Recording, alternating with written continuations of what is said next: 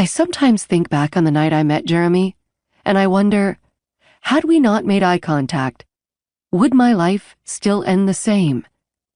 Was it my destiny from the beginning to suffer such a tragic end? Or is my tragic end a result of poor choices rather than fate? Of course, I haven't met a tragic end yet, or I wouldn't be able to recount what led to it. Nevertheless, it's coming. I can sense it, just as I sensed Chasten's death, and just as I embraced her fate, I will embrace my own. I wouldn't say I was lost before the night I met Jeremy, but I had certainly never been found until the moment he laid eyes on me from across the room. I'd had boyfriends before, one-night stands even, but I'd never come close to imagining life with someone else until that moment. When I saw him, I pictured our first night together, our wedding, our honeymoon, our children. Until that moment, the idea of love had always felt very manufactured to me, a hallmark ploy, a marketing scheme for greeting card companies. I had no interest in love. My only goal that night was to get drunk on free booze and find a rich investor to fuck. I was already halfway there, having downed 3 Moscow mules. And judging by the look of Jeremy Crawford, I was going to leave that party an overachiever.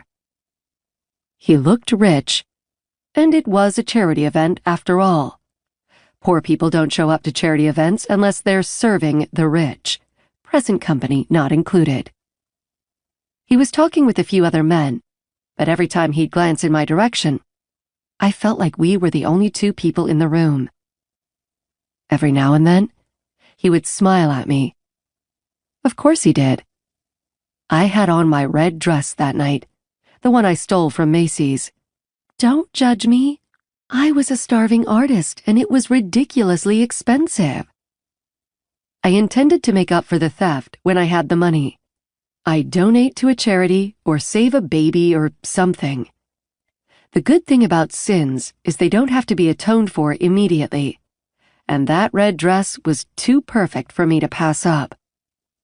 It was a fuckable dress, the kind of dress a man can easily bypass when he wants between your legs. The mistake women make when they choose their clothes for events like the one I was at is that they don't think about them from the man's perspective. A woman wants her breasts to look good, her figure to be hugged, even if that means sacrificing comfort and wearing something impossible to remove. But when men look at dresses, they aren't admiring the way it hugs the hips, or the cinch at the waist, or the fancy tie up the back. They're sizing up how easy it will be to remove. Will he be able to slip his hand up her thigh when they're seated next to each other at a table? Will he be able to fuck her in a car without the awkward mess of zippers and Spanx? Will he be able to fuck her in the bathroom without having to remove her clothes completely? The answers to my stolen red dress were yes, yes, and hell yes. I realized with that dress on, there was no way he would be able to leave the party without approaching me. I chose to stop paying attention to him. It made me seem desperate.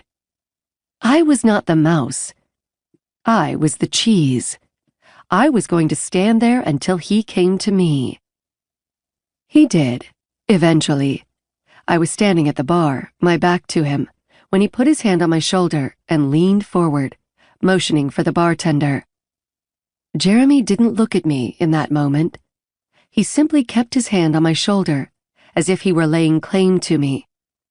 When the bartender approached, I watched in fascination. Jeremy nudged his head toward me and said, "Make sure you only serve her water for the rest of the evening." I hadn't been expecting that. I turned, leaning an arm on the bar, and faced him.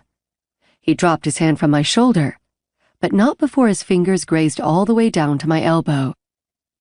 A flicker of electricity flashed through me, mixed with a surge of anger.